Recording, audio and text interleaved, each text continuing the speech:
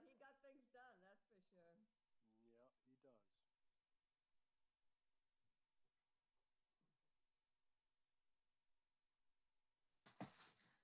All right, it's 7 o'clock.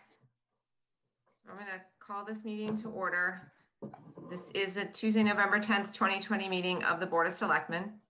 Pursuant to Governor Baker's March 12th, 2020 order suspending certain provisions of the Open Meeting Law, General Law, Chapter 30A, Section 18, and the Governor's March 15th, 2020 order imposing strict limitations on the number of people that may gather in one place, this meeting of the Shrewsbury Board of Selectmen will be conducted via remote participation to the greatest extent possible. All meetings and hearings listed in the agenda will also be done so through remote participation. Specific information and the general guidelines for remote participation by members of the public and or parties with a right and a requirement to attend this meeting can be found in the town's website at www.shrewsburyma.gov/coronavirus. For this meeting, members of the public who wish to listen or watch may do so by visiting shrewsburymediaconnection.org.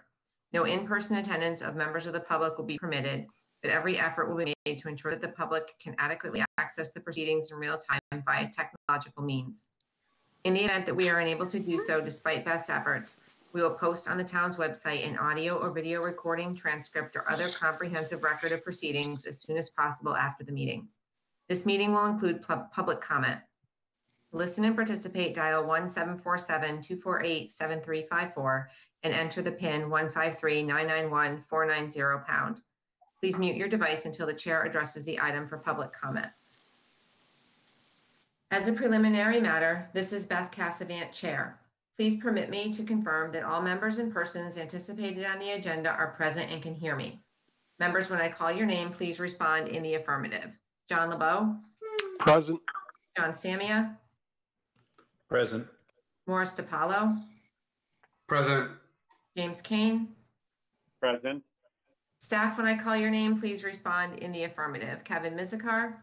Present. Sandra Wright? Present. Sharon Thomas? Present. Michelle Bowers? Present. Kathleen Thomas? Present. Christopher Reedy? Present.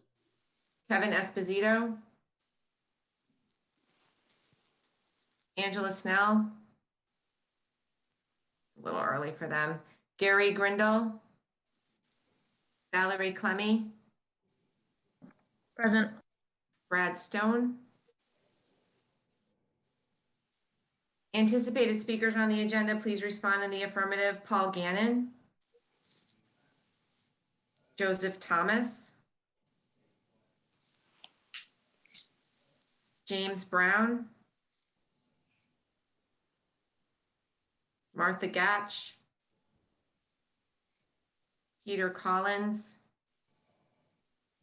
Todd Broder? Paul DeLeo? Present. Peter Bemis? Paul Gaudet? This is Richard. I do notice I'll be representing Paul Gaudet. Thank you. Okay, and I do notice a couple of phone numbers. So if you are on a phone, it is *6 to mute and unmute yourself.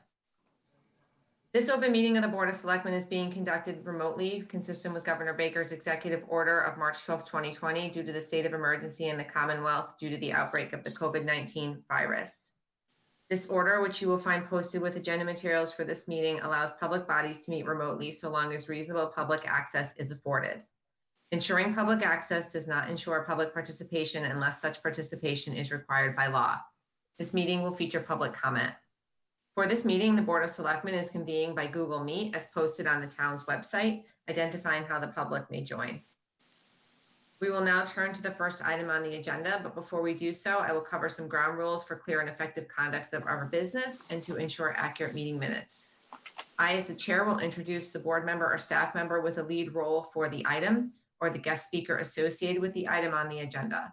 And after they conclude their remarks, we will go down the line of members first and then to staff, inviting comments and questions. I will then call upon members to offer a motion and a second. Please hold until your name is called. For items with public comment, after members have spoken, I will afford public comment as follows. The chair will first ask members of the public who wish to speak to identify their names and addresses only. And once I have a list of all public commenters. I will call on each by name and afford 3 minutes for any comments. For any response, please wait until the chair recognizes you and state your name before speaking. If members wish to engage in colloquy with other members, please do so through the chair, taking care to identify yourself. Finally, each vote taken in this meeting will be taken by a roll call vote. That brings us to the first item on our agenda, which is to approve the payroll, bills, and warrants. Move approval. Second. Okay, motion has been made and seconded. Mr. LeBeau? Aye. Mr. Samia? Aye. Mr. DiPaolo? Aye. Mr. Kane? Aye. Myself, aye. The next is to approve minutes of October 6th, 2020, October 13th, 2020, and October 27th, 2020. I will note that we did approve the October 6th minutes at our last meeting 2 weeks ago. However, they were inadvertently included in this agenda as well, so we are going to just approve them again. Move approval. Second. Okay, any further comment? Okay. Mr. LeBeau? Aye. Mr. Samia? Aye. Mr. DiPaolo? Aye. Mr. Kane? Aye. Myself, aye. Item number 3 is announcements and reports. You have a couple of announcements this evening. The first is I would like to just announce that question 3 did pass at last week's election. That was one of the local ballot questions that was included on the presidential ballot. Question 3 was to approve a debt exclusion for funding to build a new police station and replace our public safety radio communication system. And I would just like to thank the voters of Shrewsbury for passing the project and allowing us to move ahead with that building and the purchase of the emergency communication system, and for that investment in our public safety. Another announcement is that we did receive a recycling dividend program grant of $18,000 through the Sustainable Materials Recovery Program. And so that comes from the Department of Environmental Protection. And we are able to use that funding. I believe the last time we used it to have a hazardous waste materials collection. So there are different ways that we can use that funding to benefit other recycling initiatives within the community. So very glad to have that grant money sent our way. And then tomorrow is Veterans Day, and I would just like to remind people that there will be just a small gathering at the Beal School, and that there will be some scouts there and some elected officials there, and there will be what's sort of like described as a reverse parade. So our veterans are meeting at the town hall, and they will be driving past the World War I Memorial in front of the Beal School to receive well wishes remote from a distance, a safe distance, to thank them for their service to our country on Veterans Day. And it's not the typical ceremony that we like to have for our veterans, but I think that it is really appropriate for the time and important that we're doing something to recognize their service. And then that brings me to the third announcement this evening, which is to recognize those associated with the 2020 presidential and special town election cycle, including the clerk's office staff, volunteers, wardens, poll workers, and registrars. And I would also like to add to that the police officers that were working in each precinct as well. Selectman LeBeau mentioned to me that it would be important and appropriate to recognize the work of the clerk's office. And we have with us here this evening our town clerk, Sandy Wright. We have the assistant town clerk, Sharon Thomas. We have town clerk staff, Kathleen Thompson, and Michelle as well with us this evening. And what I wanted to do was just take a couple of minutes to thank you for the work that you did in the 2020 election cycle. If I think back 2 days prior to municipal elections, we closed down the town hall. And that was 2 days before the papers were due for people interested in running for some office on municipal elections. And that pretty much kicked it off for your office, where you had to quickly regroup and find a way to move forward in a world that was completely unknown to anything that we had experienced before. And as time went on, it became clear that we were going to be seeing an unprecedented number of mail-in voting, open to anyone, not just people who weren't going to be able to get to the polls. And Sandy, your staff and you had to make sure that not only could you handle the volume of mail-in voting, but you also had to find a way to safely allow people to vote in person at a time when you weren't able to rely upon many of your consistent poll workers because of the risks associated with older people and COVID-19, having to look for new poll workers, train new poll workers, put in place social distancing protocols, sanitation protocols, and work extremely long hours. So I would like to, on behalf of the board, thank you for the work that you did, not only with the municipal election, but then you pivoted and we went right into planning for our annual town meeting, which Sandy, I know you were a part of, and your staff a part of making sure that that process of checking in was safe for all of our town meeting members in August. Then we continued on to the primary in September. Again, a record number of people asking for mail-in ballots that you and your office had to process. We had the period of people being able to register to vote, which was also a large number of new voters because of the importance of this election. We threw a special town meeting in September. So there again was more planning and more responsibility on the part of your staff. This one being an indoor town meeting, but your staff being outside, checking people in. So again, having to have a very integral role in that. And then the 2 weeks of early voting leading up to the presidential election, where I don't think you had a day off. I know that you, Sandy, and your staff worked nonstop during that entire 2-week period, and that the hours were extremely long, and many of them were spent in the dark in town hall because we had a power problem that took power from town hall for about 3 days. But you were all in there with headlamps and camping lights, making sure that the work got done. And one only needs to look to other places throughout our country to see how easily an election can be mismanaged, how easily public trust in the process can be eroded, and how easily things could go very differently from the way they went in Shrewsbury. And I, on behalf of the board, am just so grateful for all of the work that you and your staff and all of the volunteers did to make sure that that wasn't the case here in Shrewsbury. And we had an election process that we could be extremely proud of. And I was at your window at 8 o'clock on last Tuesday night, and everyone was still smiling. And it was business as usual with the plexiglass and the masks, and it was just business as usual and just 100% professional. And I'm just so grateful for that. And if any of my colleagues would like to say anything, certainly would welcome the comments. Madam Chair. Mr. LeBeau. Well, first of all, I think your words were spot on, and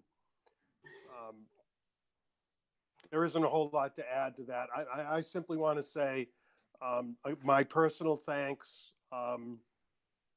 I don't think anyone in Shrewsbury ever had any doubt about the integrity of our process for elections, for town meeting, and we take that for granted. Because as you mentioned, Madam Chair, that's not how it has been throughout the United States. So we have a great system in the state, but we have boots on the ground that have to make it all work. And it's the fundamental cornerstone of our democracy is to have elections that people can believe in. It all builds up from that. So tip of the hat to everyone involved in the elections and the town meeting that you noted, and job well done. You know, the clerk's office has had a very high bar for a long, long time. Sandy and her predecessors, Ann Daigle, Don Gray. That's as far back as I can remember. There's the Stones I've read about. But you raised the bar even higher. So great work. Thank you. Big pat on the back. And I don't know how else we can say it. Just thank you very much. Job well done. Thank you. Well, thank you. I never expected this much to come. Thank you very much. I have to say, I couldn't have done any of this without my staff. They're all incredible, and they could have ran the election, any one of them. And also the help we had, the volunteer work was phenomenal. There's quite a few I'd like to mention. Bob Holland, Michael Hale, Bill Gordon, Tom Josie, Mindy McKenzie, Gail Biseglia, Gina Caravula, Evelyn Gullidge, Lynn Lundgren, Gail Sokolowski, Mark Adler, and our registrars, Brenda Lundgren and Patricia Keaton. They were incredible. All those 15, almost 16,000 ballots that were put in order for every precinct were done by Bob Holland, Michael Hale, Bill Gordon, and Tom Josie. So they were a big part of this election. But thank you very much. We all really appreciate you doing this and speaking so highly of us. We're really appreciative of it. Thank you so much. I'm glad, Sandy, because there was one point when I felt it was almost unfair for us to be asking you to attend another evening obligation. But after you had spent so many evenings obligated over the past few weeks. And Michelle Bowers, I want to apologize for blanking on your last name because I know it, but somehow in all of my notes, that's what went missing. But I do have letters that I'm going to be sending. I picked them up from town halls for signing and then sending out to your staff and also to all of the volunteers. Anyone that had anything to do with making this election a success will be receiving a letter on behalf of the Board of Selectmen, just to express how grateful we are for all that you did. Thank you so much. All right, so if there's no further comments, I will let you all go back and enjoy the rest of your evening. Thank you. Thank you. Thank you. Thank you very much. Thank you. Take care. Okay, that brings us to item number 4, which is the town manager's report. Good evening to the board. I have a brief report this evening, and certainly just want to take my opportunity to thank the town clerk's office. Certainly saw them day in, day out at the town hall, regardless of the circumstances, including the power outage, as you all have mentioned. Just to also note to the Board of Selectmen that the second and final retailer for marijuana has opened business in town today at 235 Hartford Turnpike, which is the Botanist. So they are open and underway as of today. At the end of last week on Friday, I was fortunate to be given the opportunity to testify in front of the joint House and Senate Committee on Public Health to support legislation authored in part by Representative Kane and sponsored by Representative Kane to improve the local and regional public health infrastructure in the Commonwealth. And I look forward to, or I was grateful to hear today that that was moved out of committee favorably. So I will keep the board posted on that. I think it would be a tremendous benefit to the residents of Shrewsbury and the entire Commonwealth.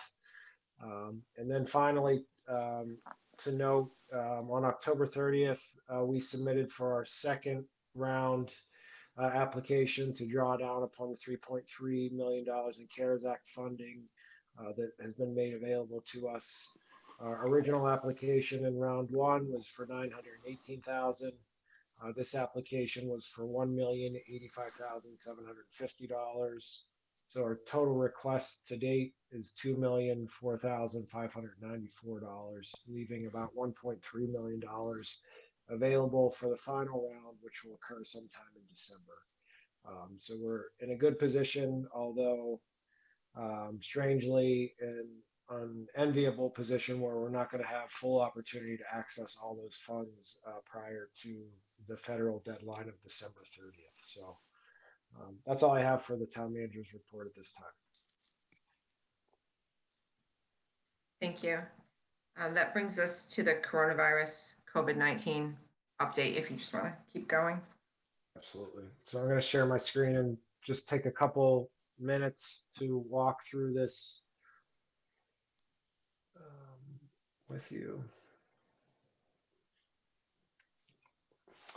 So the total case count from our first case on March 19th to today, November 10th, 2020, we've seen 563 positive cases. And I'll try not to gasp or sigh many times throughout my presentation, but these numbers are getting very hard to look at and deal with on a day-to-day basis. That's an increase of 69 cases from October 27th, just 2 weeks ago at your prior meeting. During that 14-day period, the state is using a equal system to try to illustrate the spread of the coronavirus across all communities based on per 100,000 incidents or population, and we've climbed to 12.79. Our previous high through this system was 9.6 a few weeks ago. So the previous 2-week reporting period with the state, or 2 reporting periods with the state, we had seen a decline. We had actually, in the original color-coded system, made our way back down to yellow. Unfortunately, that has quickly reversed itself, and we're climbing very quickly again. Over the last 30 days, we've seen 127 positive cases, nearly over 20% of our cases have all come within the last 30 days. Unfortunately, 10% of our total cases, over 54 cases, have come just within the last 10 days. So we just can't stress enough that COVID-19, the coronavirus, is spreading in the community like we haven't seen it. Quite frankly, like we didn't see it this bad in April. We haven't seen numbers like this. So the state has revised their color-coded reporting system, which I'll talk about briefly in a second. We are now green under that. I don't want anyone to take comfort in that designation. However, it takes into account several more factors to be fair across all different types and of communities, large and small, in the Commonwealth. And I certainly understand the data set that they're using, and I'll illustrate and be able to answer any questions that you may have. So as of the November 4th, we were 7.1 daily incidents per 100,000 in that reporting period, but we're seeing significant growth. And I'll talk about the revised state reporting system. We continue to report out each day, each weekday, and gather the weekend results and provide them on Monday. Unfortunately, board members, we have to send condolences to 2 more families as 2 more individuals have passed, as indicated by COVID-19 on their death certificate since we last reported on October 13th. The town buildings and staff reopening, we remain open by appointment only. And this guidance with employees occupying about 50% of the on-site staff and 50% off-site will continue through January 15th. Just a quick glance at the new state reporting system. It takes into account more factors than the previous system. It provides ranges based upon population to bring fairness. One of the concerns with the previous system was if you had a very small town with only a few thousand people, you could just have 4 or 5 cases and you'd be red. So they built in ranges, and then also are attributing color changes based upon not just the number of incidents per 100,000, but also the positivity rate or the number of positive cases that come back in comparison to the total number of tests that are administered to those residents. So we'll continue to track and monitor that and report out on Thursday or Friday when the information becomes available. If we look at a month-by-month snapshot of this, April continues to be our highest. October has the unlucky designation of being the 2nd highest month. And of course, the scary fact is that through the first 10 days in October, we've already seen more than half of the cases that we saw in October. So again, as I said earlier, about 10% of the total cases since March 19th have come within just the last 10 days. With our 14, 30, and 60-day snapshots, we've seen 69 cases in the previous 14 days, which is a quicker trend or a more aggressive trend than the previous 30 days, which was 127 cases, and the previous 60 days, 182 cases. So that final area of the chart just simply stated 1/3 of all the coronavirus cases have come within the previous 60 days.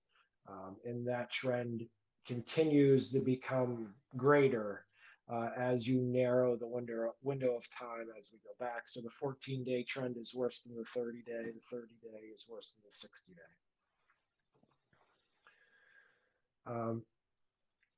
Further illustration, I added the third column on this chart to show the continued change across the range groups, or the age ranges, excuse me. The 0 to 19 age group continues to be the age group that's growing the fastest within the community. It's now 155% greater than it was at the beginning of September.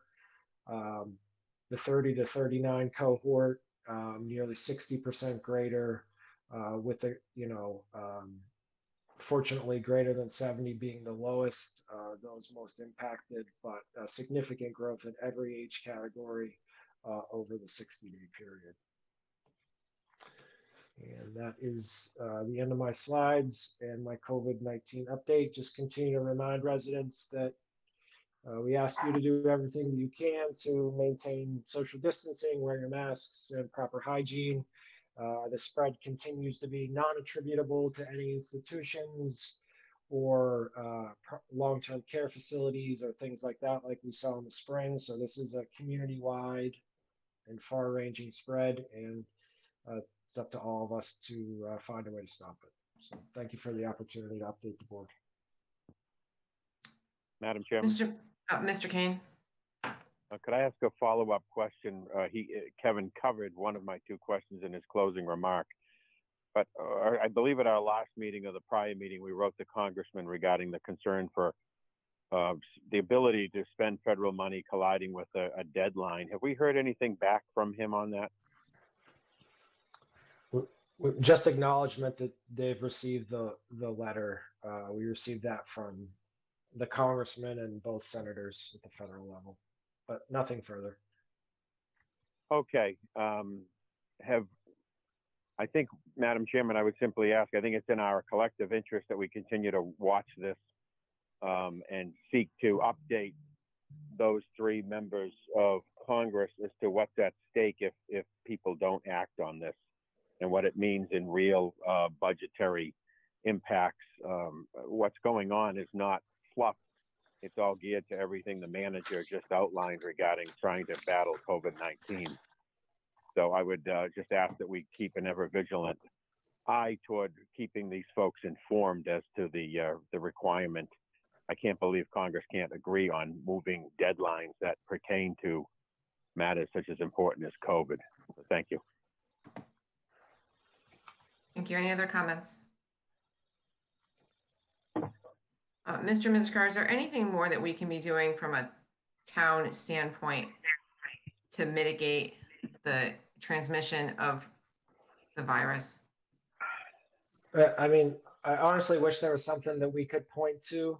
I think most of the statewide advisories are applicable to Shrewsbury whenever, for instance, when you're in a motor vehicle doing carpool with people outside of your family, you need to wear masks. But just because you're familiar with someone, whether you're related to them or you're friendly with them, doesn't mean they can't give you COVID or vice versa.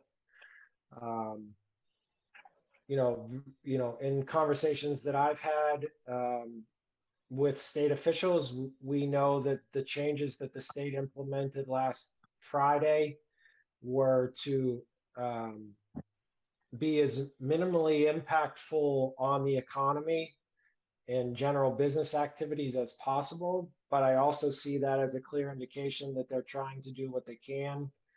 But if the spread continues, I imagine they'd have to clamp down on things further. So, it continues to be in our collective best interest to take our own personal responsibilities. Very tough decisions I get. I have a family, two kids who want to be very active. Tough decisions that have to be made as the holidays come up. It's just a time for sacrifice. Thank you.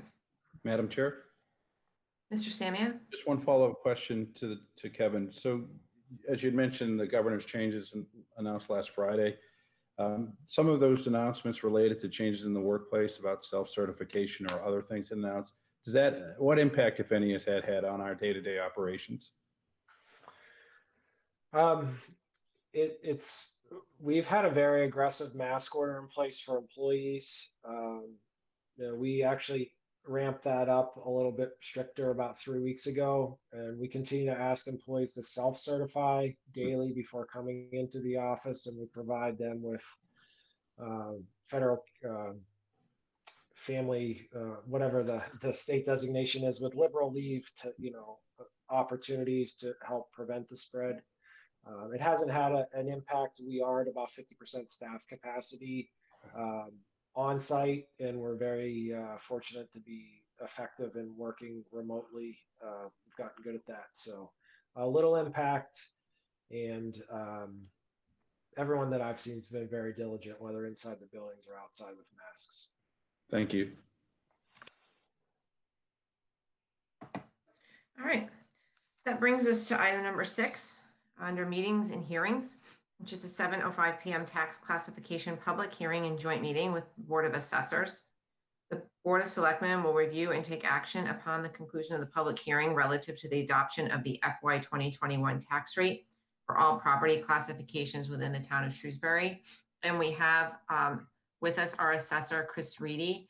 But I also understand that the Department of Revenue was unable to certify our new growth numbers in time for this meeting. And so we will need to open the hearing and then continue the hearing until our November 24th meeting.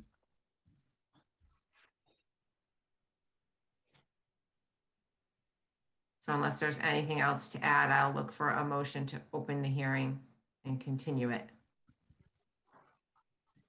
So moved. Second. Okay. Mr. LeBeau? Aye. Mr. Samia? Aye. Mr. DiPaolo? Aye. Mr. Kane? Aye. And myself, aye. Okay. Item number 7 is a 7:10 p.m. public hearing with Paul DeLeo, DeLeo Gas Inc. Yes, Mr. We'll need to continue the hearing. Oh, okay. So we also have to make a motion to continue it? Yes. Very good. Yes. So I will look for a motion to continue the hearing. Do we need a specific date and time? Yeah, I would ask Valerie if she has anything else scheduled, but it's definitely for your November 24th meeting. Oh, 7:05 is available on that day. Move we continue the hearing to our next meeting at November 24th at 7:05. Second. Okay, no further discussion. Mr. LeBeau? Aye. Mr. Samia? Aye. Mr. DiPaolo? Aye. Mr. Kane? Aye. Myself, aye.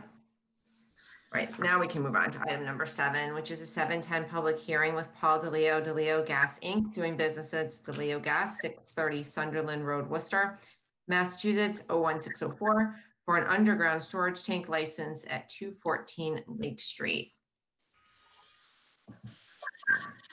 Yes, good evening. Good evening. How you doing? My name is Paul DeLeo from DeLeo Gas, and we're here tonight looking for a flammable storage permit for the Beal School. It will be just a temporary install throughout the winter for them to continue construction on the school with Fontaine Brothers. We have walked the site with the fire department and the plumbing department with Dave Lyons to select the locations of the propane tanks for the winter install, and both parties have approved the locations. So we're just looking for this temporary storage permit throughout the winter, where they'll be converting over to natural gas in springtime for the main heating system moving forward. So this is to provide heat to the building while they're working on the inside this winter. Correct, yep, through the construction period. Any other questions from the board?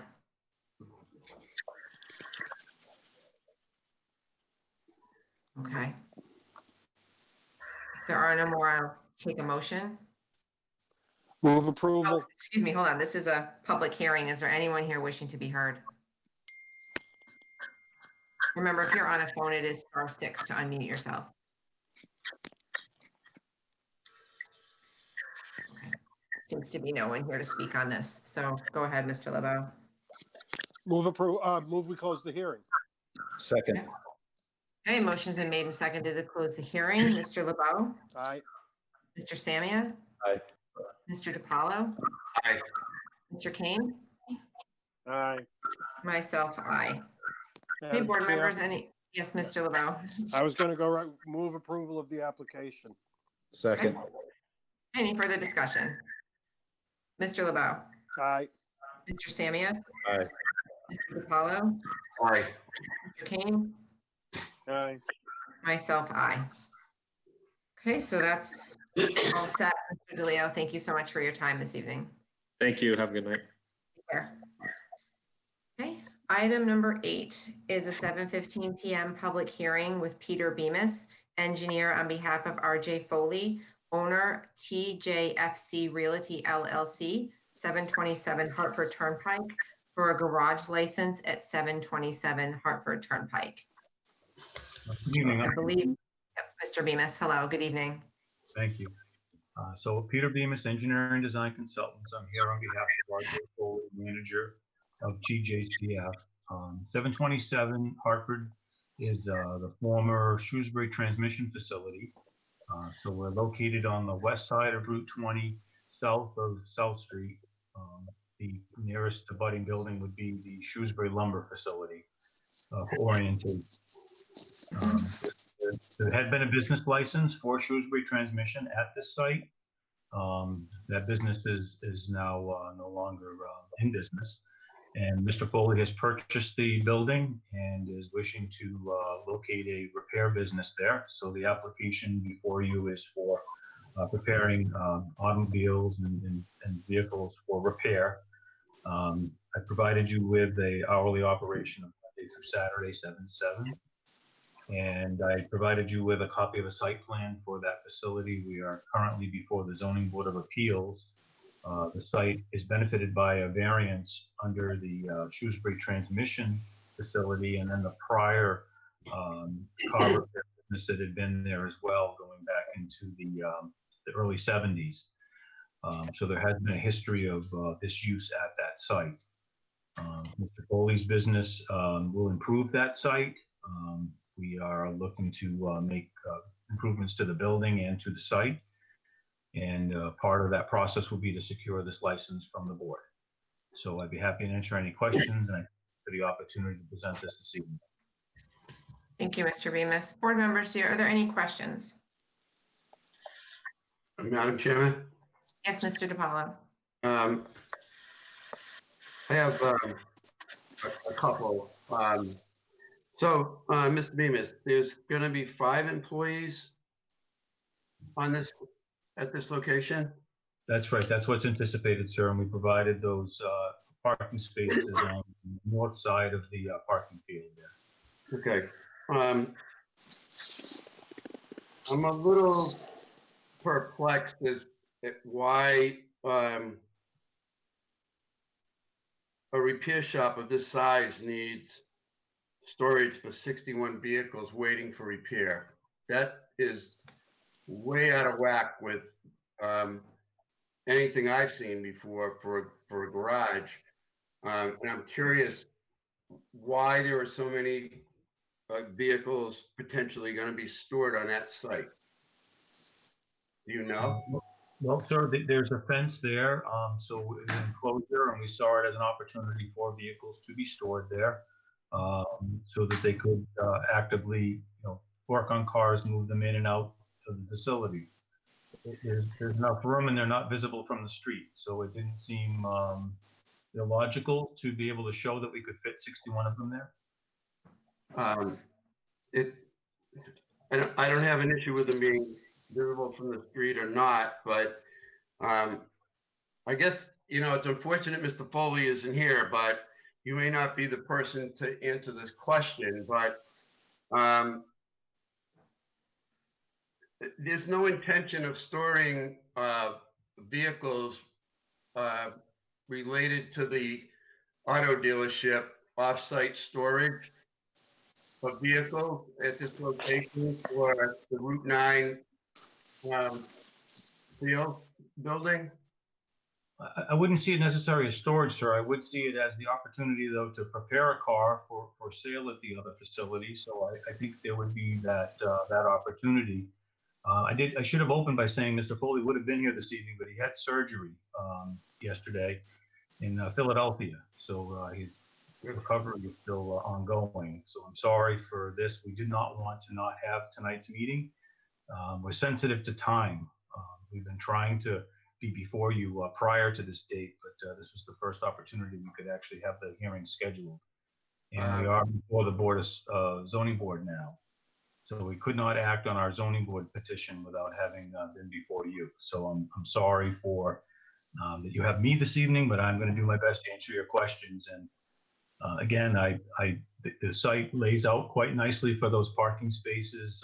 The previous Shrewsbury transmission had 30 parking spaces. The zoning board's decision had restricted the number of spaces there, but the prior use at this facility dating back to the 70s had no restriction on parking at all.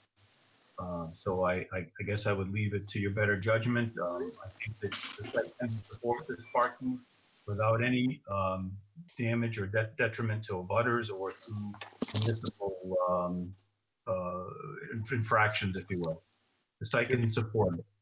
Madam Chair, if I could follow up. Sure. I want to be very clear, and I would ask the board, if we decide to vote this license, to include in it that vehicles being stored on that site are not vehicles waiting or reserve vehicles, cars being stored on that site for the Route 9 location without the applicant or the owner of the Class 2 license, Mr. Foley, coming back to the board to get an amended license, because I suppose we could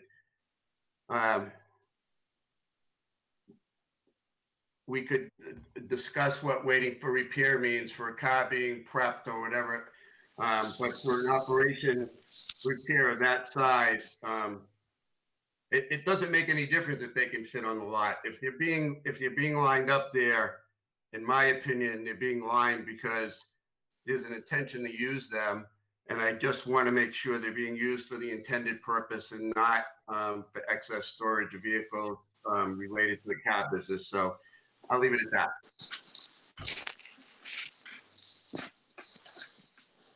Hey, board members, does anyone else have any comments or questions at this time? Okay, this is a public hearing. Is there anyone here from the public wishing to be heard? And if so, if you're on a phone, you'll need to use *6 to unmute yourself. I'm at 400 South Street. Excuse me, I could not hear you. Could you state your name? David Singer, 400 South Street. Okay. So I abut the property behind this, and my only concern, obviously, with the extra vehicles would be any kind of backlot lighting, which greatly affects my back view into that property, especially when the leaves are down. Yeah, I could answer that. There's only going to be some limited security lighting around the building, so we're not intending to have any excessive lighting at the rear of the facility. And then also, what would the hours of operation be at this location? Yeah, our application had provided for 7 to 7 Monday through Saturday. There'd be no operations on Sunday. Okay, thank you. Is there anyone else from the public wishing to be heard?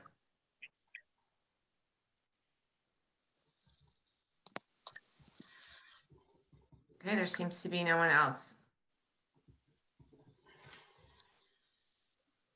Okay. There's no further questions from our board for Mr. Bemis. I would take a motion to close the hearing. So moved. Second. Okay, the motion has been made and seconded. Mr. LeBeau? Aye. Mr. Samia? Aye. Mr. DiPaolo? Aye. Mr. Kane? Aye. Myself, aye. The hearing has been closed. Board members, we have the license before us. We have our concerns from Mr. DiPaolo. Is there any other member that would like to weigh in on this? Okay. All right. What's the pleasure of the board? Madam Chair, though it's normally the vice chair's responsibility to move questions, I think Mr. DiPaolo might have some items he wants to include, so I would prefer to defer to him. Okay, Mr. DiPaolo? Thank you. First, let me say, I don't have a problem with this as a repair business, and I think it's great that it's going to be renovated and upgraded. I think it'd be a welcome change to the area. So I'll make a motion that the board approve the garage license for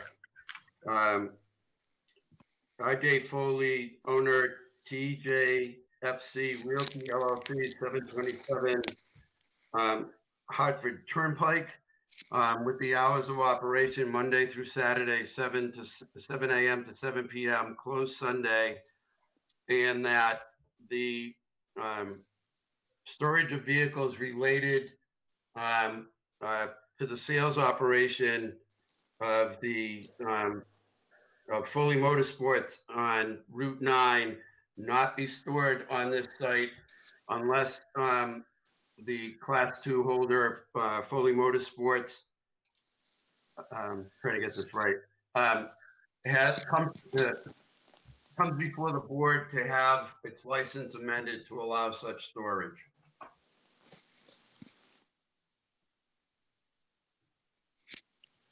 Second.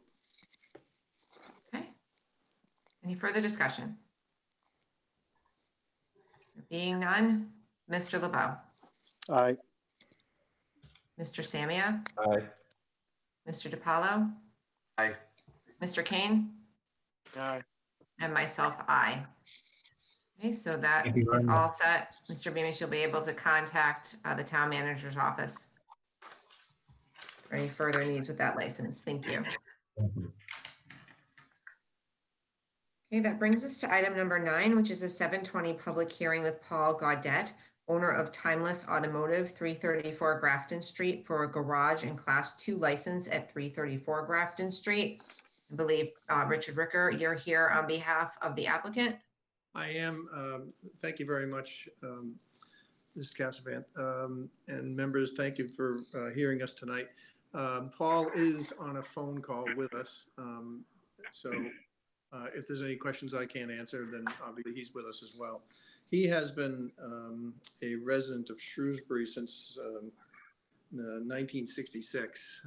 He's been operating a business at 328 Grafton Street, which is directly in front of this property, the subject property, for a number of years. Recently, he sold that property to Lavadini Landscape and Construction, and he bought the property to the rear. As you can see, I did, and I hope you have had the opportunity to review the aerial photos that I did submit relative to this request. As you can see, this property abuts the Home Depot warehousing and site. It also abuts Lavadini and the daycare center that is at 316 and stretches up to Route 9. The operation that Mr. Gaudet has had at the previous site, and which he would like to continue, is pretty much an appointment only type of operation. He doesn't have a public display of vehicles. He asks for a license to have 9 vehicles for sale. I have to tell you that as many times as I've talked to him and met him out at his site, I don't know that I've seen 9 vehicles, but that allows him to keep at least an inventory. He does this as a one-man show. He plans to build, subject to your approval, obviously, a new garage building on the portion of the property that is zoned commercial business, and which is the main portion of the property that abuts the Home Depot parking lot to the rear of the Home Depot warehouse. As I say, all the sales that he does are by appointment or by delivery. And until he has the garage to do his repairs, which he would do himself, as you can see from his application, he would be a single operator. He will utilize Rand Automotive for repairs during the interim period when obviously automobile Class 2 dealers need to have someone on schedule to do repairs that may be necessary. So basically that's it. As you can see from the plan that has been submitted, there's 9 display places, there's 4 customer spaces, there's a 2,400 square foot garage building that he would like to build, brand new, and that has, in addition to the 2,400 square feet, 300 square foot office. That's basically the application. The hours of operation are as listed on his for you. He had the same hours of operation previously at the site out in front. I'm hopeful that when I scanned over to to your office the aerials, that you also got the letter in support of E.D. Diodato. I'm not sure. Do you have that letter? It's a direct neighbor, and she lives at 332 Grafton Street, which is in front of this property and abuts it directly.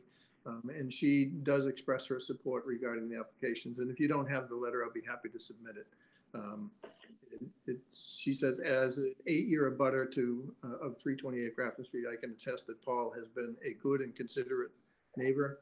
The presence of his business has had zero impact for me or on the residency in the area. As an abutter at 334 Grafton Street, I'm confident that the aforementioned will continue to be the case in his new location.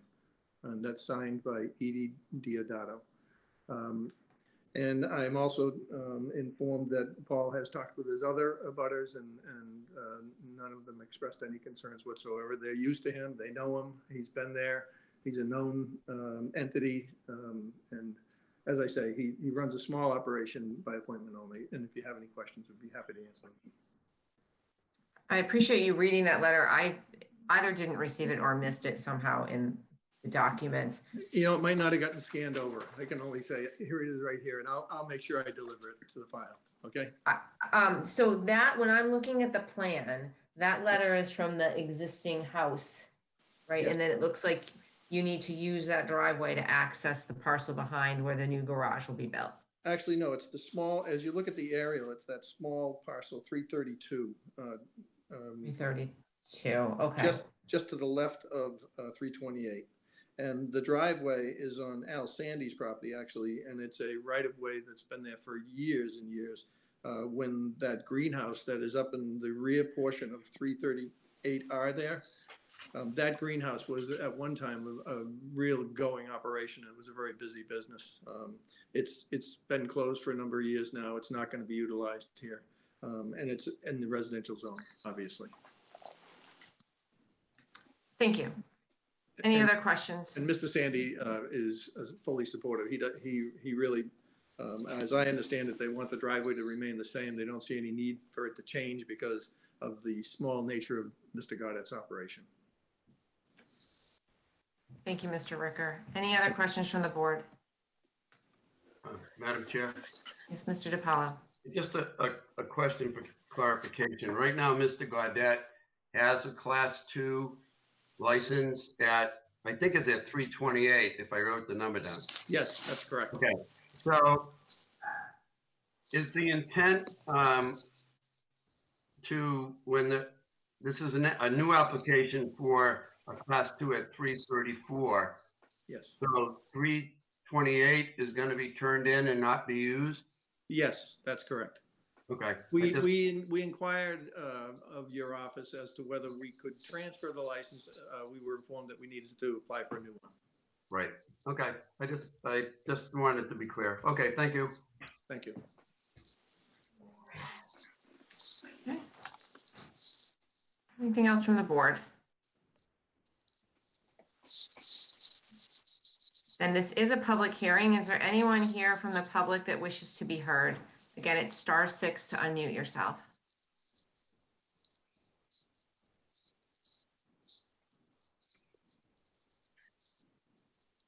It seems that there is no one here wishing to be heard on this permit, so can close the hearing.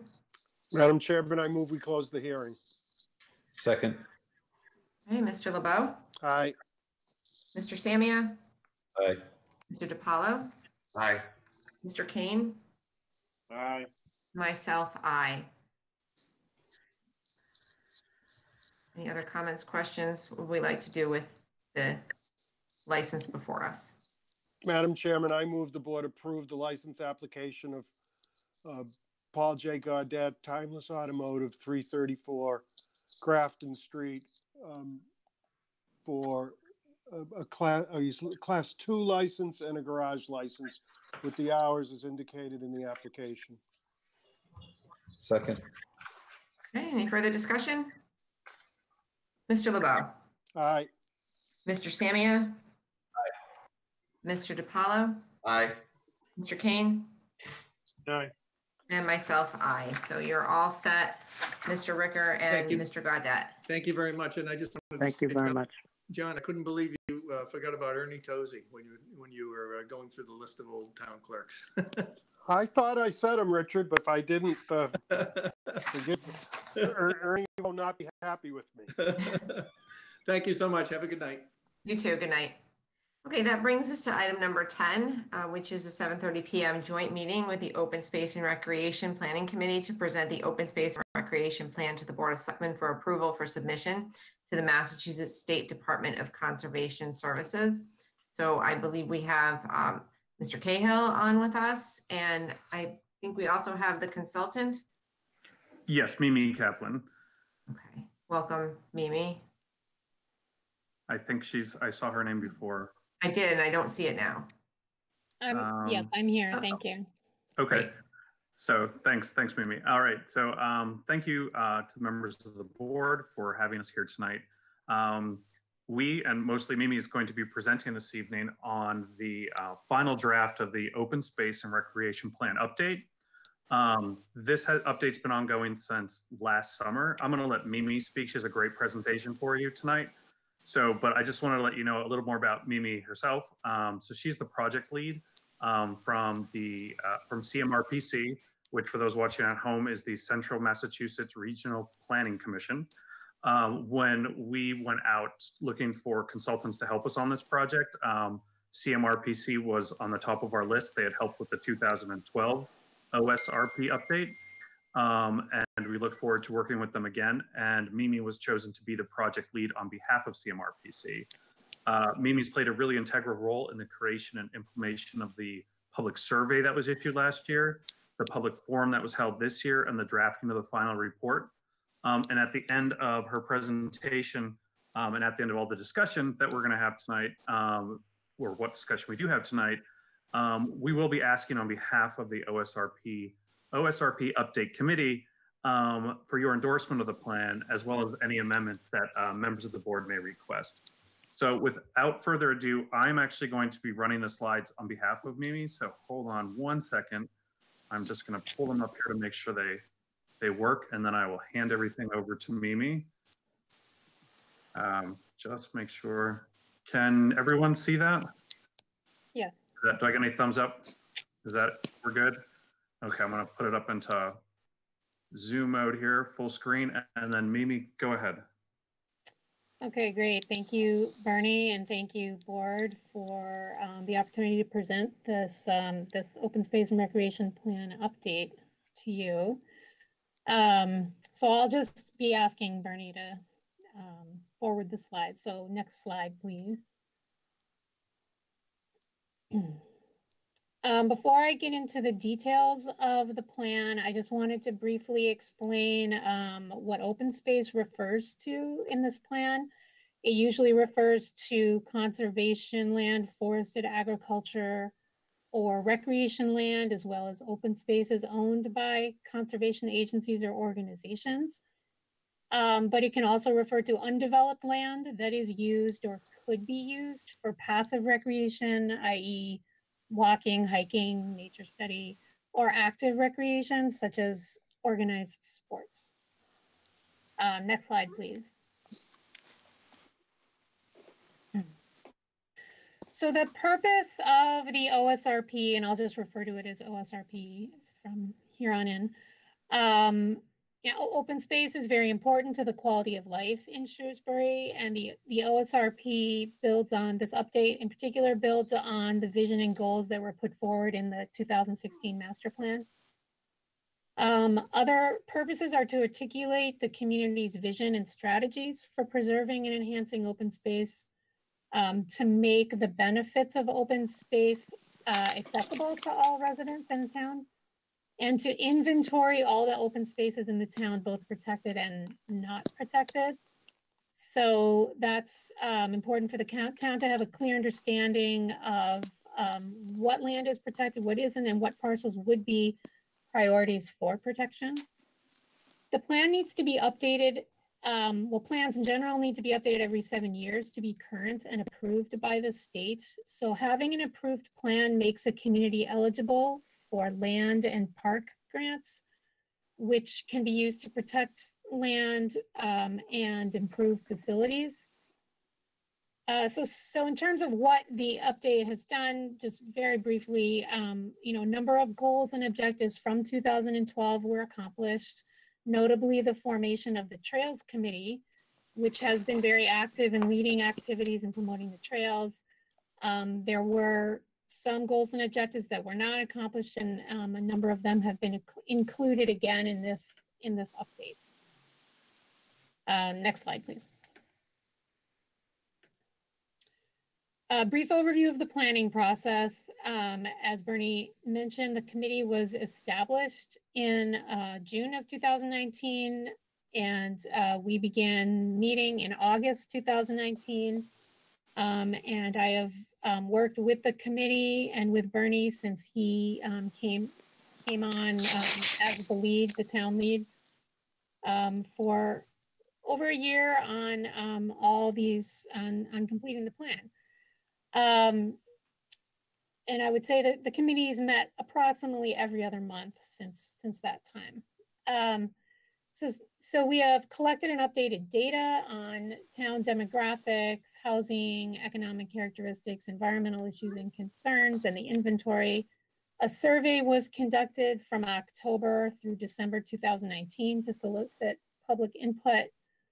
We had planned to have a public forum in person in May 2020. Due to COVID-19, we changed that plan and held a virtual public forum over Zoom on August 31st, and had, I think, a very good turnout with over 30 participants and a lot of input. And then this fall, we've completed the final pieces of the plan, and the committee and town staff have reviewed and edited the plan. Once it's approved by the Board of Selectmen, it will be submitted to DCS for approval. Next slide, please.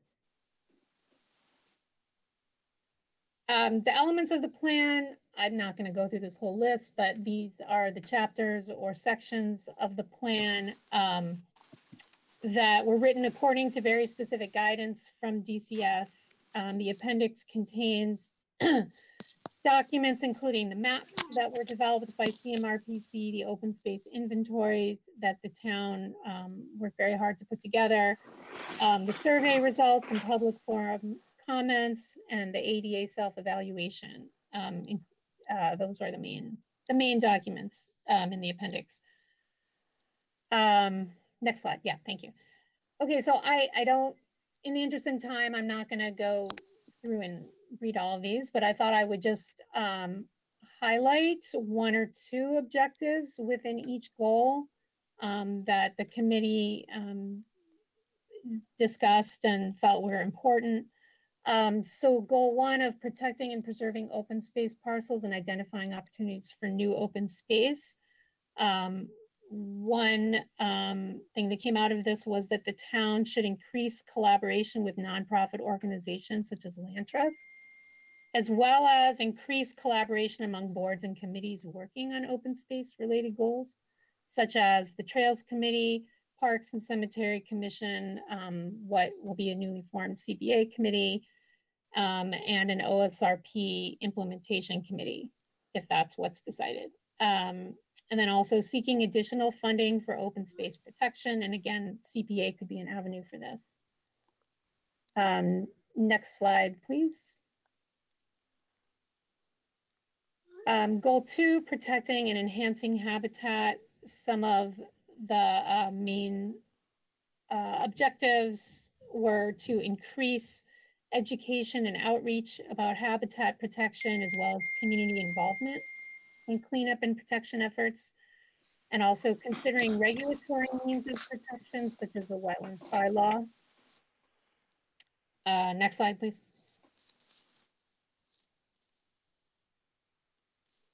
Goal 3, Goal 3, planning and developing greenways in the town with consideration for appropriate regional connections.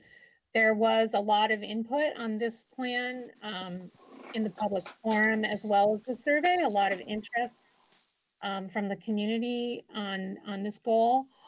So increasing the number and accessibility of trails and greenways was highlighted, and improving connections between trails in the town, as well as trails with neighboring communities. So really working on establishing those connections both in town and also regionally.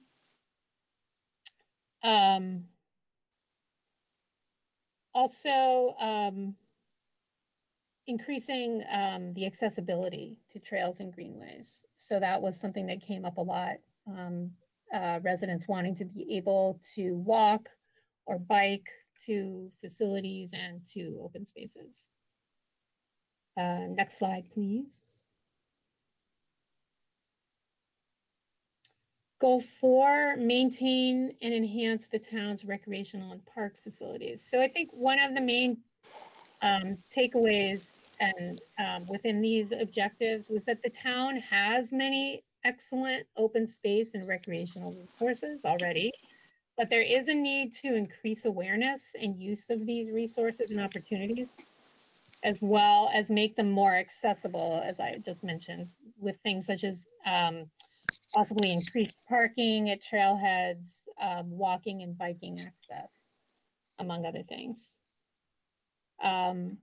Next slide, please.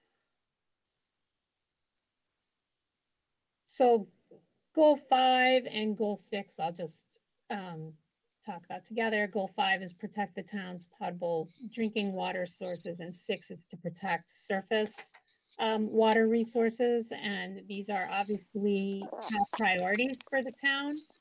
And the emphasis is to continue to protect drinking water sources and surface water resources, to increase public education about this, and also protecting additional watershed lands. Next slide, please.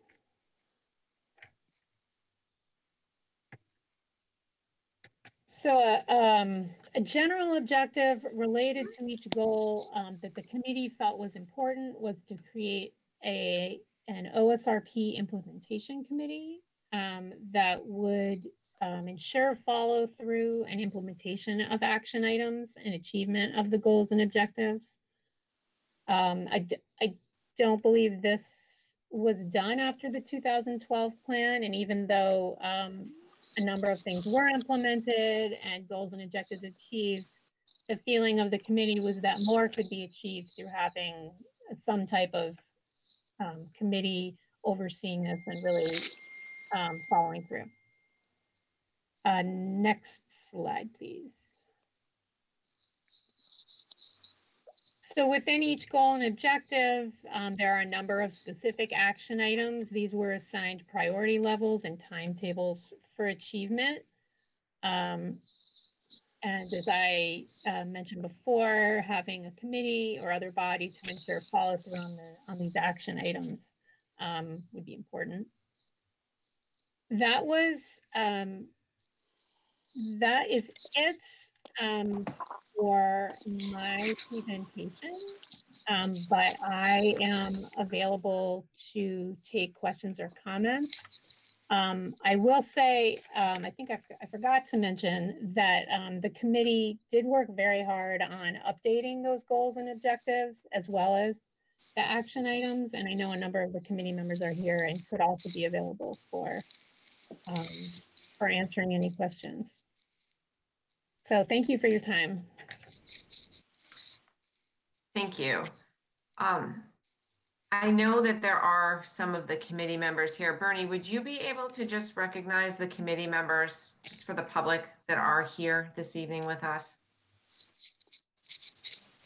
I can certainly give it a try for the ones whose names are showing up. On the staff side, we had Kevin Esposito from Parks and Rex and Cemetery. We have, let's see. Sorry, Paul Gannon's here, Prashanth Ram's here, Tom Seawick's here. And am I missing anyone maybe? I think I see Martha Gatch is here also. Oh, Martha. Yep, Martha's here as well. So that's actually a quorum of members. So it's a good thing we doubled up tonight on the agenda. So yes, so we do have members in attendance, and I was mistaken to not mention that at the beginning. I did mean to mention that as well.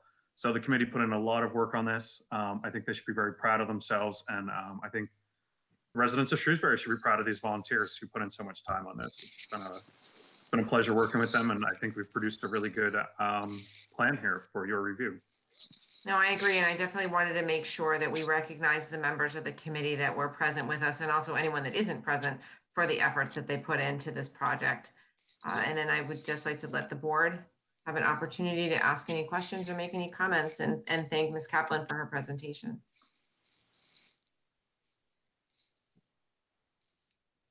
Madam Chair. Yeah, Mr. Kane.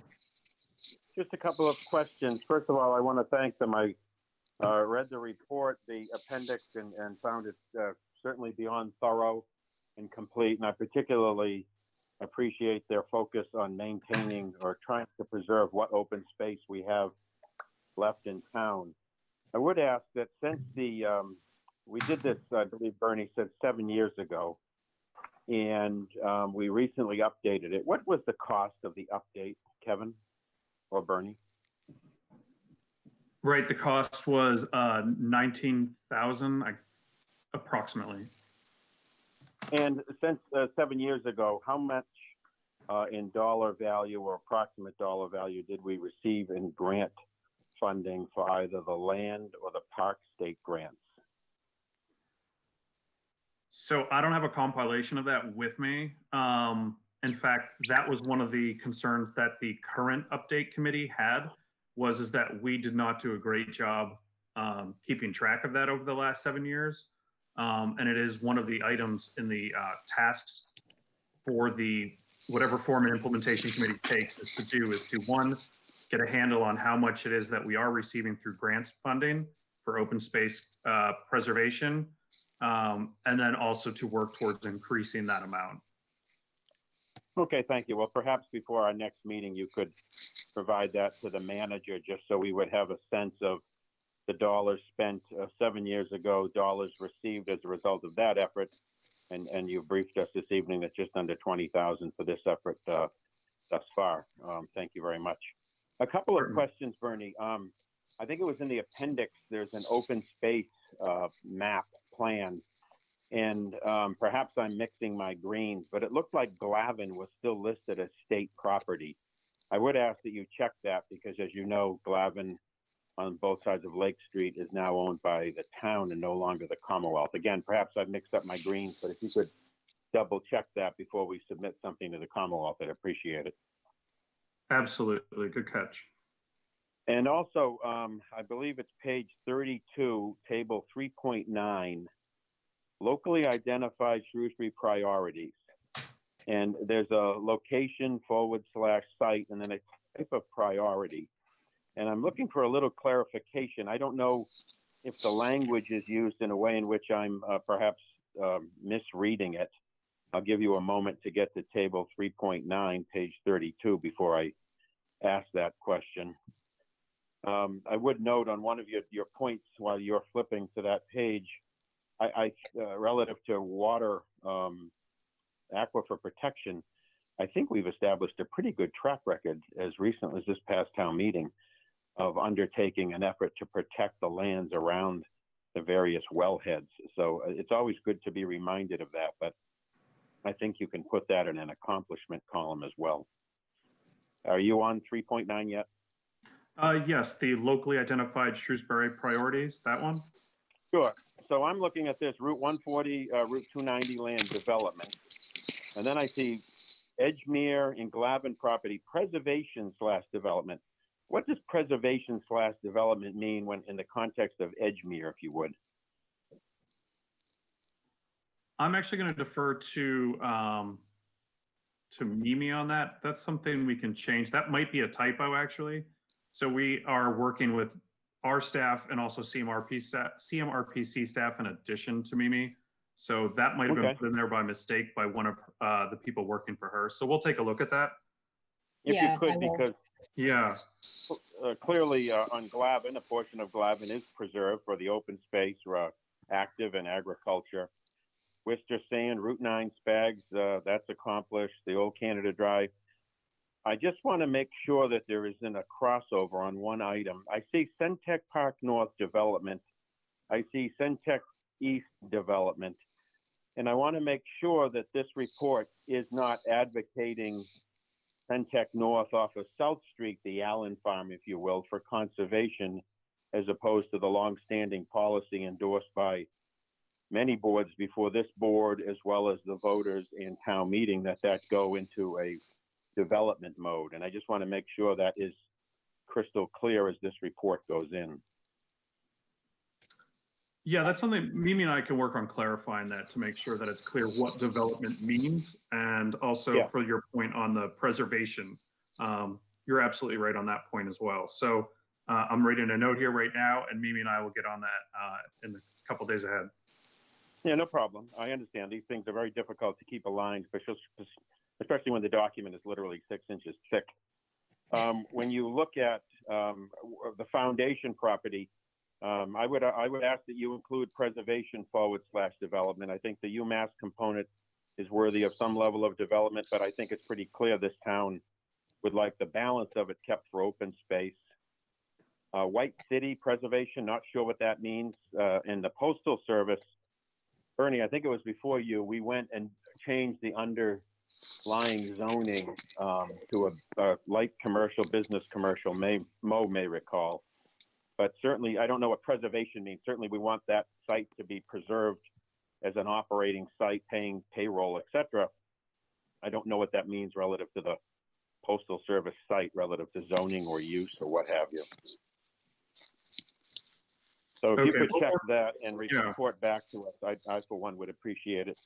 Going back to my original observation and credit that I give the group for focusing on open space, have any of the property owners, whether their property is in chapter status, 61, 61A, 61B, have any of them been engaged for this effort?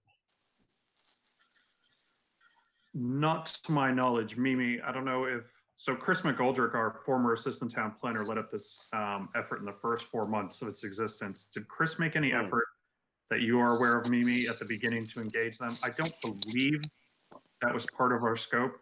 I'm not aware of that, but it's possible, but I just wasn't aware of it. Yeah, okay. I can think of several folks who have land in and out of conservation status of that chapter who I would argue, just in terms of how we run ourselves as a cordial ladies and gentlemen, I would argue they should receive a phone call, Mr. Manager, at least from your office, indicating that this study is underway. I will tell you, as somebody who works for a large landowner, it's always aggravating when you read of somebody else's great idea for your property. And whereas a simple phone call can put someone at ease that this is not a nefarious effort, some type of taking, but rather a recognition of the unique elements of their property. And I think that goes a long way as you try to coax some people into possibly exploring outcomes different than just straight development. I also think, Bernie, this is an interesting time to look at the efforts of Mr. and Mrs. Morville at Flint Farm, who could have blown in a 28-home subdivision and blown apart that large piece of land. And instead, I think they did 6 or 7 single-family homes, and how that type of zoning might be taken to other areas in town to avoid the 28 lot maximization of area to zoning, as opposed to a greater level of optimization with the open space in mind. So as a takeaway to your other day job duties, I think it would be worthwhile to ask you to look at those types of issues. I won't go on forever this evening, Madam Chairman. I will ask one further consideration, because if you're going to undertake an effort like this that does require a real strategic approach, an alignment of efforts, administrative support, and then ultimately funding, I think you can't have 73 well-intended people running around bumping into each other. So I don't support the creation of yet another subcommittee. We're a big organization, we're a complicated organization, and in order to strategically align our efforts and our resources, I would ask that if we think this is such a big lift, that we consider adding 2 members to the existing Parks Rec Commission, as opposed to adding a whole new group of well-intended people who would undertake other efforts. Every effort to be successful requires some level of staff support, Mr. Manager. And as you know, with the budget scenario we could be facing over the coming years, adding additional bodies to then be serviced capably is going to be a real challenge.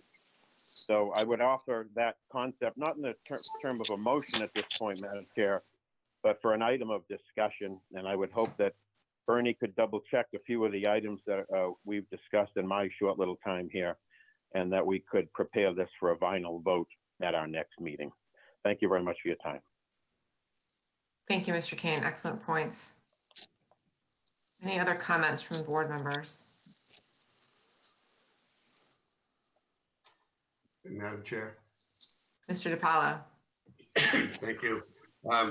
Mr. Cahill, thank you for this report. I enjoyed reading it, even most of the appendices.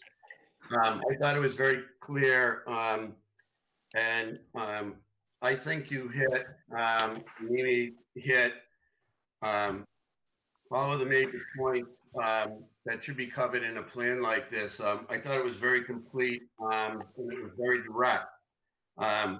So I commend you on that work. And I was on, I don't know if you had more than one public hearing, but I know I was on one public hearing, and you had great participation in it. And in the COVID era, I think there's something to be said for that.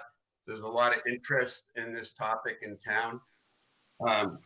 So I support the plan, but I do have to tell you, and I think I echo Mr. Kane's concern about an implementation committee, and for a couple of reasons, but I think particularly now, where we've just had the Community Preservation Act passed, and we're going to have a community preservation committee. I don't know what the name of it is, but I see that, at least in my mind, that there could be a lot of overlap here. And I think until we have some clarity on what's happening with the CPA topic, I think that we should be holding off on that. My hope would be if some of this stuff is as important as I think we all agree it is, that, sorry, Mr. Nizikar, but I think some of this chasing down grants as they become available, and some of these other things that involve strategic planning and quite frankly, expenditure of money to acquire land, protecting the aquifer, and even open space as it becomes available, really should be, I think, more in the realm of your scope, Mr. Cahill, perhaps working with the manager's office. So I agree with everything in the report, and I certainly support getting as much done as we can, but I have concerns about another committee right now, especially when we have one that was just approved by the voters and we don't even know which direction that's going to head in. But I don't want to leave you on a negative note, but I do think, because I do think the report was very good and I think it's very helpful. So thank you for all that time and effort you put into it, especially during this period of time when communication was a lot more difficult. Madam Chair, may I address the issue of the implementation committee? Yes, please. Sure. So I think if I, and members of the board can, or I should say the OSRP committee can correct me if I'm wrong, the intent behind including mention of an implementation committee by the OSRP committee was to make sure that what happened after 2012 doesn't happen again. I don't think the specific intent of the committee was necessarily to create a brand new committee. I don't think that was their goal. Their goal was to make sure that some entity, whatever the selectmen and the town decide to create or empower, is there to oversee it and make sure that these action items, at least someone's attempting to get them completed and done in the next 7 years. So, I mean, we even towards the end of our very last committee meetings, we were talking about possibly taking the existing Trails Committee and creating it, making, empowering that, adding members. I heard another idea about adding the Parks and Rec Commission to take over these powers. And I think, I mean, if I can be so bold on behalf of the committee, I think that'd be perfectly acceptable. And what Mimi and I can do is go in and make sure where it is mentioned implementation committee that we have a, say a vaguer kind of or more generalistic terminology used. So it's very clear that it's leaving the town the ability to decide for itself how it's going to be implemented and who's implementing it. So I think I'm totally in agreement. I understand. And of course, keep in mind a year ago when this first kicked off as well, the committee didn't realize CPA was coming or was going to pass. So that I'm sure they would agree with that it's just one more committee. So I'll leave it at that. And Mimi and I can go back and I said, we'll submit to you a revised version of this plan. Yeah, that would be very helpful, Mr. Cahill, because I also had flagged the committee because it was listed in the report as a high priority item and it was specifically assigned to the Board of Selectmen as an action item for our board in implementing that committee. And I'm hearing from the board that there is concern about adding another committee, especially where there's uncertainty as to the direction that the CPA committee will take. And then also the fact that we have some redundancy in the Trails Committee or ways that we can use other committees to carry out some of this plan. Any other comments or questions for Mr. Cahill or Ms. Kaplan? Mr. Cahill, it doesn't seem that we're ready to vote and approve this evening. Would it be possible to take into consideration the feedback you received from our board, provide us with a revision, and then have this on the agenda for 11/24 to have the board vote? Yes, certainly. I don't know as to Mimi's availability, but I should be able to be available for that. And that's fine. We'll work to get your revision by the end of this week. Right, and that's completely fine if Mimi isn't available for that meeting. I think that having her here this evening was the bulk of what we wanted to communicate, and the two of you can work on those changes, and then one whoever's available can present back to us or be present for that meeting. Certainly, sounds good. Great, thank you. All right, so that brings us to item number 11, which is the under financial business. It's the quarterly financial review. Thank you, Madam Chair. I will take the opportunity to share my screen and walk through a brief presentation with the board. Trying to keep you better informed of how we're progressing through this year and make this a regular part of our annual business cycle. Okay.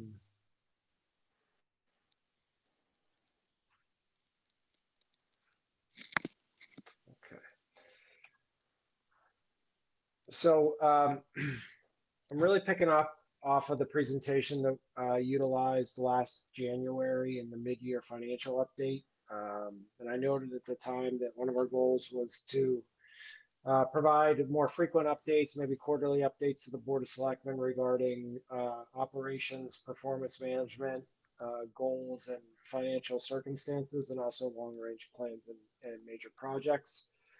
So this would be the first quarterly update that we're providing at the end of Q1 for fiscal year 21. I know we're a little bit delayed, but circumstances got to us near the end of September, and this is the first opportunity that we really had to focus appropriately on it. So I'll walk quickly through the revenue model we're using, how we're progressing, an overview of expenditures year to date, and some comments as we move forward for the rest of the fiscal year and slightly into fiscal year 22. So by way of reminder, this is the financial model, the revenue model that we're using for fiscal year 21. Total expenditures estimated, or revenue estimated at $146,144,270. Unfortunately, this year, due to COVID-19, we've had a higher reliance than recent years on one-time revenue sources within the operating budget, about $835,000 in free cash. And our local receipts as budgeted are $1.55 million lower than fiscal year 20's budgeted amount. Taxation, again, our largest revenue source, and miscellaneous revenues, mainly from outside sources, are our smallest. Focusing in a little bit on local receipts like we always do, as we have the most flexibility, autonomy, and ability to track these revenues throughout the course of the year. They're also, in some ways, our most volatile to economic conditions. On the screen is a comparison from fiscal year 2018 through the current year with budgeted to actuals. And we always try to find a conservative place to budget, utilizing the resources that we can project, and then fulfilling those funds that we receive in excess of our budget to help our financial reserves in the community. So the margin that we received over the budgeted amount for fiscal year 20 was 13% less than that margin that we received in fiscal 19 when we looked at the budgets to actuals. So that has a significant impact on free cash, probably over $1 million. We would have likely received more revenue in fiscal year 20. And that really put us in a much more conservative position as we budgeted for fiscal year 21 through the town meeting process. That budget was 15.6% less than we actually received in fiscal year 20.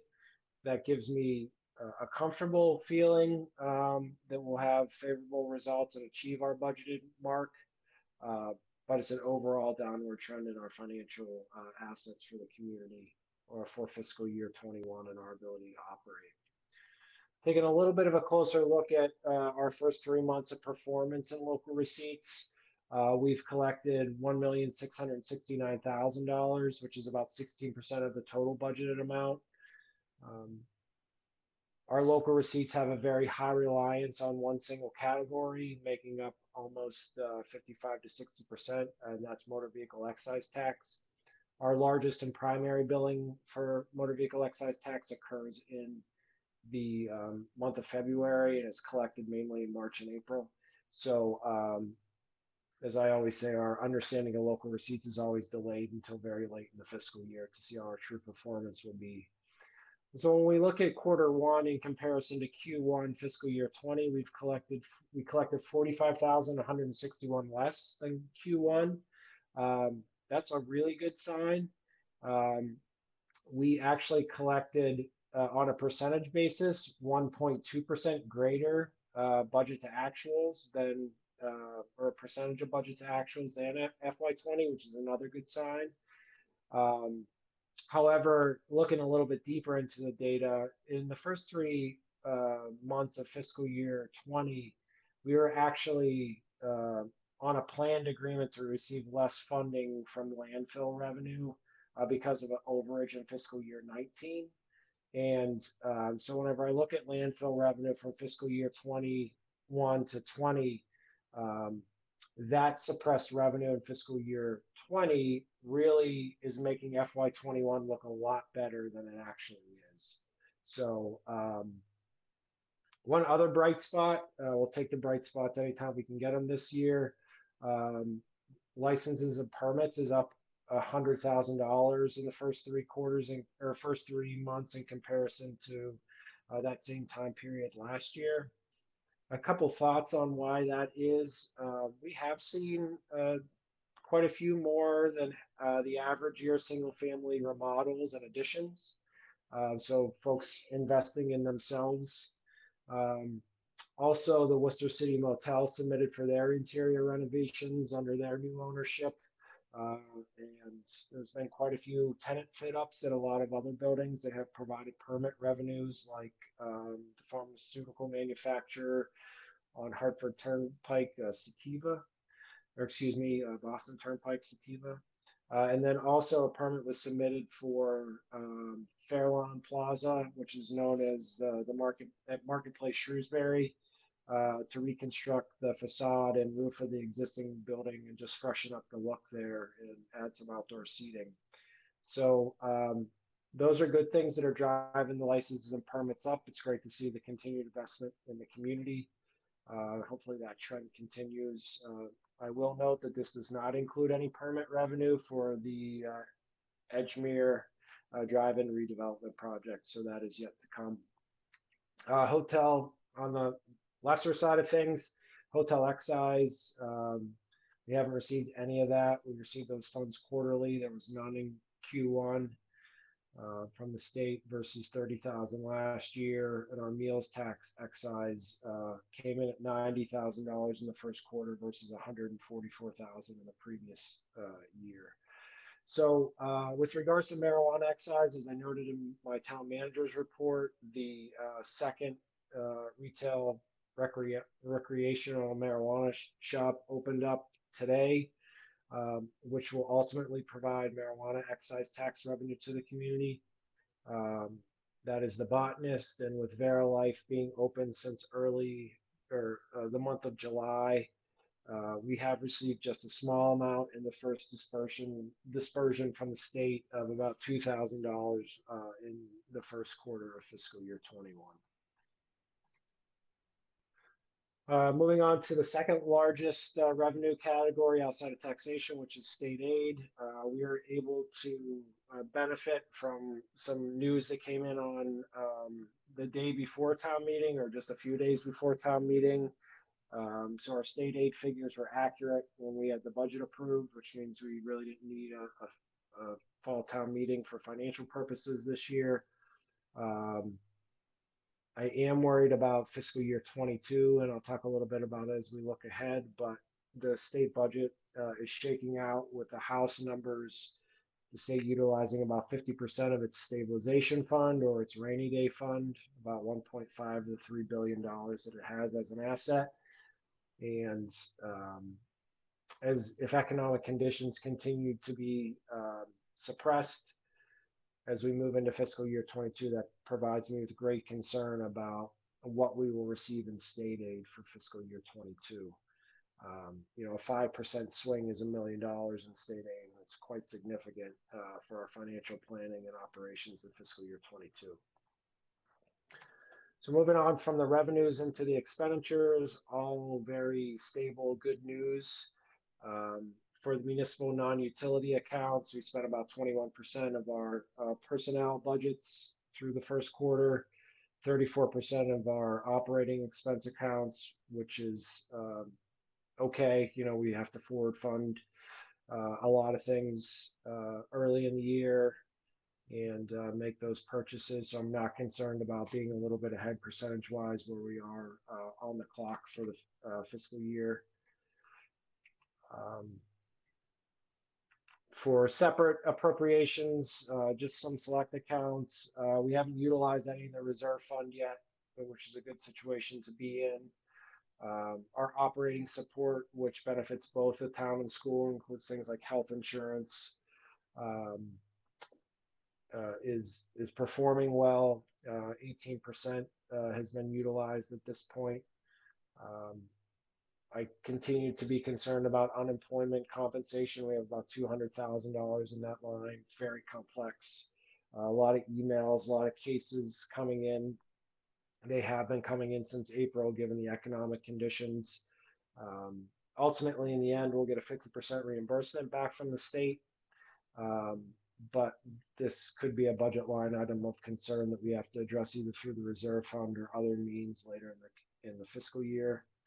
Our retirement system, we've funded 20% per month for the first 5 months of the year. So even though we're used about 62%, there's no concern there. And our debt service, most of our debt service schedule is within the month of July.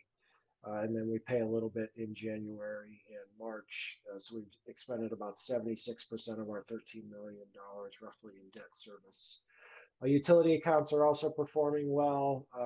I didn't have access to the solid waste data for your report today, so this just includes stormwater, sewer, and water enterprise accounts, but nothing of concern there. 19 and 24% for personnel and operations, respectively. And then finally, just a couple comments I'd like to make. Local receipts, as I noted, are better than expected, but still way too early to make that call at this point. State aid is consistent, but based upon what we budgeted in the near term. Expenditures are on track, but we've already implemented a non-discretionary spending freeze. COVID aid ends on December 30th, but COVID-19 costs will certainly continue beyond that date. I know if we have to continue to provide the level of support, mainly within public buildings, to both municipal and school buildings, we're going to have about a $500,000 of unfunded COVID expenses between December 31st and June 30th, which is quite concerning. The impact on the schools and those costs on their side is something that Mr. Collins and Dr. Sawyer have been talking about. How it will shake out is a question mark and certainly a concern at this point. Open positions on the municipal side have been frozen or alternative models established where we're even taking a more conservative approach and not hiring to a previous level, hiring part-time individuals versus full-time individuals to still try to meet the service expectations of residents, but within our financial means. Retirement system needs will continue and remain significant in out years and will require significant funding in fiscal year 22 and beyond. And then just finally, looking forward directly to fiscal year 22, we have about $835,000 in free cash that I mentioned on the first full slide that we're using to sustain operations this year. That becomes a cliff that we trip over and fall off of on June 30th as regards to continuing operations in fiscal year 22 in comparison to fiscal year 21. How will state aid pan out for 22? Who knows what COVID-19 will bring us? Hopefully it ends. And one final slide that I wanted to get to is just how we plan to manage the fiscal 22 budget timeline. Normally, we're a little bit deeper into that process than we are this year. We're providing the quarterly update this evening. Tentatively scheduled for your next meeting or the one thereafter is a review of a 5-year financial forecast and look at the financial policies, see if any changes are needed there by the board. We'll present our traditional revenue manual at your December 22nd meeting, and then move more fully into the internal facing aspect of the budget development and reemerge in early March with some more public presentations on what our recommendations are for the May 17th, 21 annual town meeting. So I appreciate the opportunity to briefly go through the financial conditions of the first quarter with the board this evening. I'd be happy to take any questions, but I'll stop sharing my screen. Thank you, Mr. Mystikar. Board members, questions or comments? Madam Chair? Mr. Samia? A couple of questions, if I may, through you. Kevin, how are we doing on real property tax collections so far this year? Understanding most are from escrow accounts. Are there delays like we saw at the end of last year's fiscal year, or are they going back on time? No, we're doing fine. I will get you some actual updated numbers, but no concerns really at this point. Those delays last year were really, the self-inflicted delays that, we did in delaying the timing of it. Mm-hmm. So I'm not having any concerns there yet this year. Thank you. And then in Mr. Holland's memo, I think there was reference to consumer utility accounts. Maybe are customers being late on their accounts right now? We're starting to see that in some of our utility areas, or how's that going? There's nothing extreme, to be honest with you, at this point. We send out notices for lien letters. If you don't pay your water or sewer bill, it ultimately gets linked to your tax bill after a period of time. Roughly the same amount of letters went out this year as last year. And often that brings in a flurry of payments, and we don't like the lien properties just as much as no one wants to be lien. So no significant concerns there, at least for the first quarter. Okay, thanks. And then one last question. And Schedule A receipts, particularly meals excise, I think in addition to PPE and COVID-related expenses, I think we need to, and I know you're on top of it, look real closely, particularly as we go in the winter months and limited opportunities for restaurants to have customers in there. And with the surge, we may see a further variance from what we're expecting over the next few months. So possibly what will our plan be, or start to have real answers if we run a deficit in 21, and how do we close that gap? Not an answer for today, but it's something we need to closely monitor, which I know you're on top of. Thank you. Yeah, I mean, thank you, Madam Chair. If I may, I will say that we didn't achieve our Q1 goal. If you write up, well, we did achieve, we did achieve our Q1 goal at $90,000 to meet our budget estimate for meals tax. I think you're right, though, Mr. Samia. Will we see those numbers, after the winter months, mainly in our December and March disbursements from the state? So, hopefully they stay at the $90,000 level, which is much less than previous years, but, I think we budgeted appropriately, at least so far. Thank you. Madam Chairman. Go ahead, Mr. LeBeau. Mr. Mystikar, one thing you said that either I never paid attention to, or is it COVID related? Did you say we're going to get a 50% reimbursement on our unemployment costs? Is that COVID? It's COVID related, yes. It's part of the extraordinary. We had to pay the extraordinary benefits up front, mainly last fiscal year, but now it's catching up, and we will get the reimbursement. We will get a 50% reimbursement. I think that the state set aside COVID funds that they receive from the feds to be able to do that. Through December 30th, or through when? That's a good question. I don't know the answer to that. If there's a deadline on that, but we'll look into it. We certainly have a significant amount of claims in hand right now that we're really sorting through. But that's a good question that I'll get the answer to. Thank you. Madam Chair, could I ask a follow-up? Go ahead. Mr. Mizikar, going back to unemployment, that $600 additional payment that was paid to people, well, through July or whenever it was, is that paid out for us and we get reimbursed for that, or is that something separate from, how did that work? So unemployment benefits are issued directly through the state to those who receive the benefits, and then we are billed by the state. Okay. So I don't think, so the extraordinary was the ability to get on unemployment sooner. For us, was to get on unemployment sooner and stay on longer. It wasn't the $600. That's not a part of our calculation. Okay. But our reimbursement, we should fare well ultimately in the end with the 50% reimbursement. But again, we have to forward fund and pay our invoices and then get it back.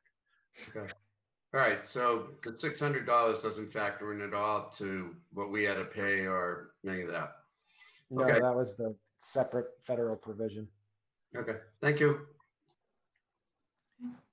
One of the things that struck me was just your discussion on alternate models for open positions that need to be filled, and how there's part-time hires being used rather than full-time hires. And that's always concerning, because I think that it leads to some instability when people do find full-time work, and then we've invested the training time in bringing someone up to speed and bringing someone on and into our organization, only to have that person leave. And I think that that's a difficult model to sustain long-term. And I know that it's something that we've done in the past and transitioned away from. And so I'm always, my radar goes up a little bit when I hear that we have to look back at using a model like this to get through this short-term struggle. So I appreciate the update for sure. There's a lot of uncertainty and a lot of variability, lots of questions, I think more questions than answers. And so more frequent updates, I think, would also be welcome if you have that opportunity. Thank you. Anyone else Will do. with anything that they'd like to add before we move on? Yeah, Madam Chairman, Go ahead, Mr. Kane. I continue to be struck by the impact locally if the feds don't extend the date for the federal money that is sitting there, but we simply, as I recall, can't responsibly spend it within the current timeline. Kevin, remind me what that impact will be on our town budget if Congress does not act.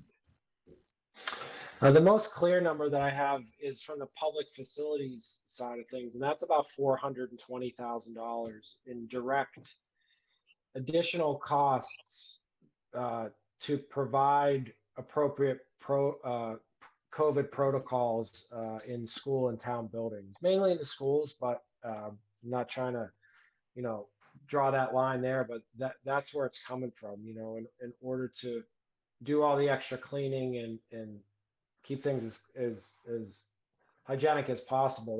That'll cost us about $420,000 from December 31st through June.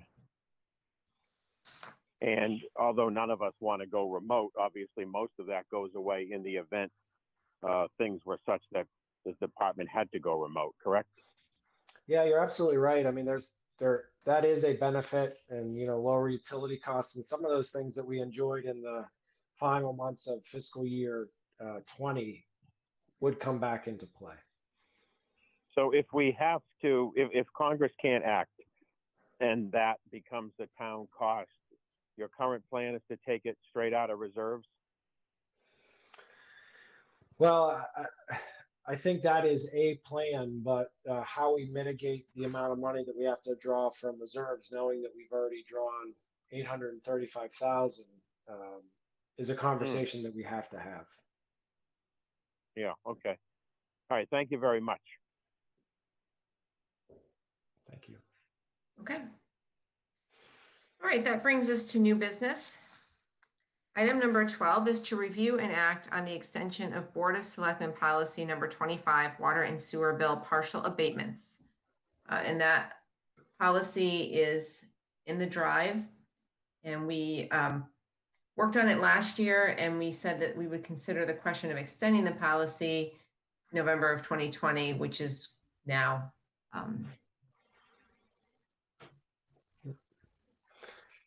Madam Chair, so I would recommend that we continue the policy. I know that you had asked me some specific questions earlier today that I did not have a chance to get answers to about how much it was utilized. I know it was utilized in several instances where abatements were provided. I can follow up with the details in the week for the board. I think this the problem is shrinking. We're doing a lot of hydrant flushing, but the residual impacts of that and some of the water breaks and the amount of sediment that remains in the system or what's in the system, I think it would be prudent to have this ability to grant to our customers if needed for another year. I agree. I see nodding from my colleagues. Any other comments on this policy? No. I'll take a motion to approve extending it. Should we extend it for, we can revisit it again in November of 2021? That's what I'd do. That makes sense. Mm-hmm.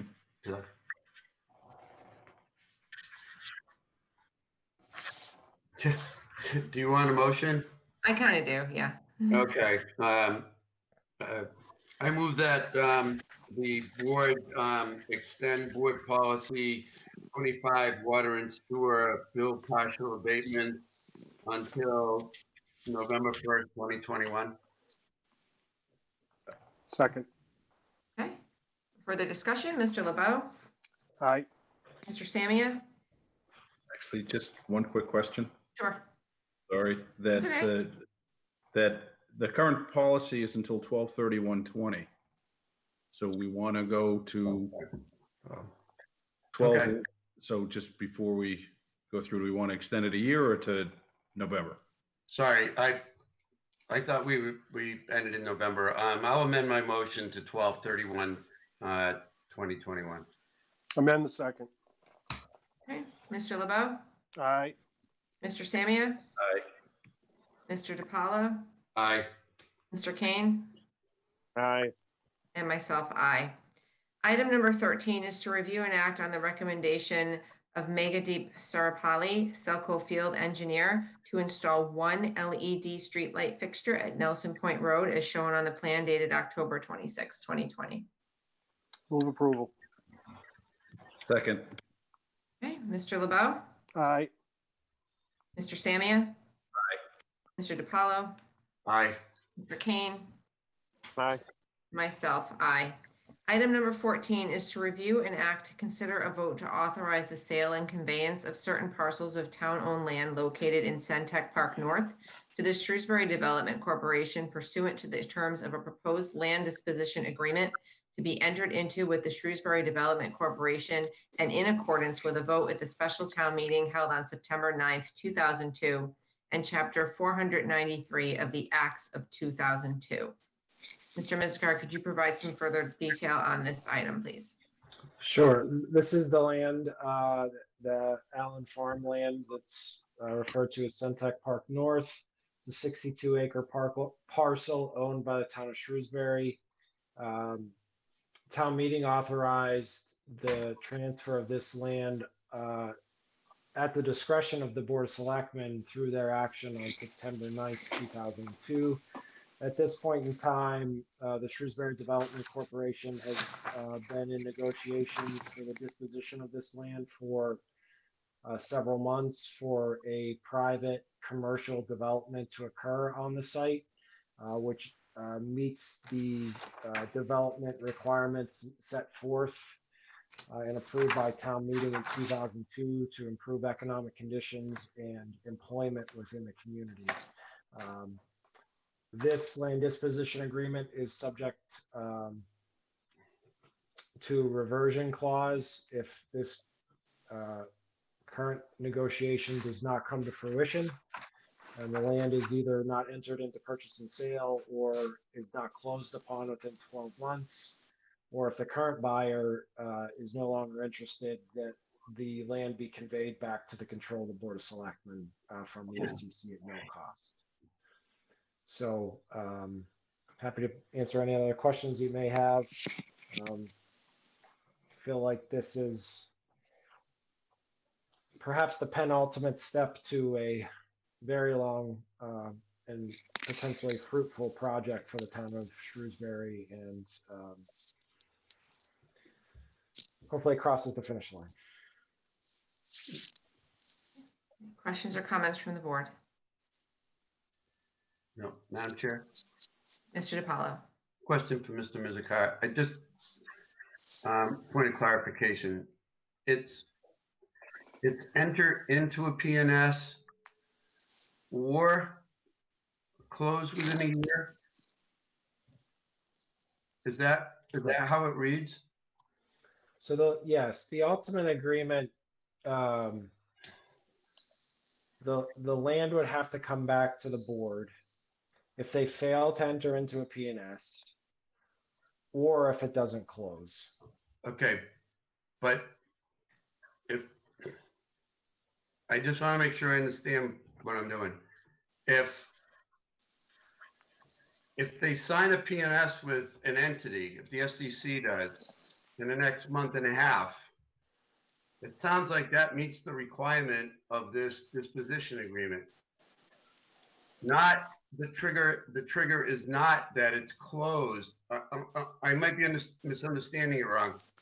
The PNS, it needs to be, the deal needs to be consummated within a year, doesn't it? It can't be either or, because if they sign a thing in a month, that's it. No. What? The agreement says, or in the event that the SDC does not sell the properties to the buyer within 1 year. Right. What's the part about, I'm sorry, what's the part about the PNS? I'm missing something here.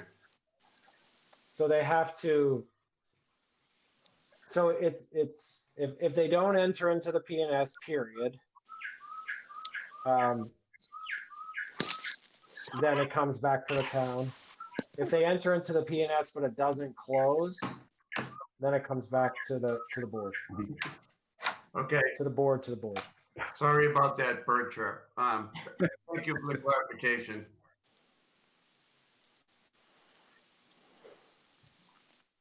Any other comments or questions? Okay. There being none, I will motion. Mr. Unless you need the whole text read, I move we take the action as expressed in the agenda. Second. Okay, further discussion? Mr. LeBeau? Aye. Mr. Samia? Aye. Mr. DiPaolo? Aye. Mr. Kane? Aye. And myself, aye. Okay, that brings us to correspondence. Item number 15 is a letter dated October 22nd, 2020 from George Russell, 8 Hamilton Circle, regarding a request to convert Commerce Road to a public way. Item number 16 is an email dated October 28th, 2020 from Angela Snell, Superintendent of Public Facilities and Parks, regarding Veterans Day in Shrewsbury. Item number 17 is an email dated October 30th from 2020 from Christopher Fevre, 143 Billing Street, Quincy, regarding cannabis delivery, the last chance for equity. Item number 18 is an email dated October 30th, 2020 from Marcus Smith, 90 Fawcett Street, Cambridge, regarding cannabis delivery, the last chance for equity. Item number 19 is an email dated October 30th, 2020 from Nick Easley, 1001 Bannock Street, Suite 419, Denver, Colorado, regarding cannabis delivery, the last chance for equity. Item number 20, email dated October 30th, 2020 from Paul Valenti, 9 Drake Circle, Walpole, regarding cannabis delivery, the last chance for equity. Item number 21 is an email dated November 2nd, 2020 from Ashley Elsner, 1400 Coleman Avenue, Suite E24, Santa Clara, California, regarding cannabis delivery, the last chance for equity. Item number 22 is a memo dated November 2nd, 2020 from Nick Repecka, Highway Division Manager regarding the snow report for October 30th, 2020. Mr. Rebecca reported we received about 3 inches of snow and it was removed with the scrapers. So if we don't see any more snow for a while. Item number 23 is an email dated November 2nd, 2020 from Meshach Burke Bennett, 59 Victory Road, Dorchester, regarding cannabis delivery, the last chance for equity. Item number 24 is an email dated November 5th, 2020 from State Representative Hannah Kane regarding the FY21 House budget update. Representative Kane reported that there is an expectation of $3.2 billion less in tax revenue than was initially proposed last January before the pandemic. And that the state is expecting to make a $1.55 billion withdrawal from the rainy day fund, leaving roughly $2 billion in that fund. And that an additional $200 million in spending for education and COVID-related student supports, food security, rental assistance, worker retraining programs, and substance addiction services are currently being discussed as included in the coming budget, which also would level fund Chapter 70 and unrestricted government aid. We appreciate those updates from Representative Kane. Item number 25 is a memo dated November 5th, 2020 from Jeffrey Holland, DPW Director, to Kevin Mizikar, Town Manager, regarding update status of ongoing construction projects. Mr. Mizikar, please thank Mr. Holland for that detailed report. It's certainly welcome, and it's interesting to read all the different projects that are happening in town and the many ways in which his department is extremely busy. And then lastly, items number 26 through 46 are decisions of the Zoning Board of Appeals from August 24th, 2020 through August 26th, 2020. So if there is nothing more to come before the board in open session, I will take a motion to adjourn. So moved. Second. Hey, Mr. LeBeau? Aye. Mr. Samia? Aye. Mr. DiPaolo? Aye. Mr. Kane? Hi, good evening. Yeah, myself, aye. Good evening. Thank you very much. Thank you. Good night. Thank you. Good night.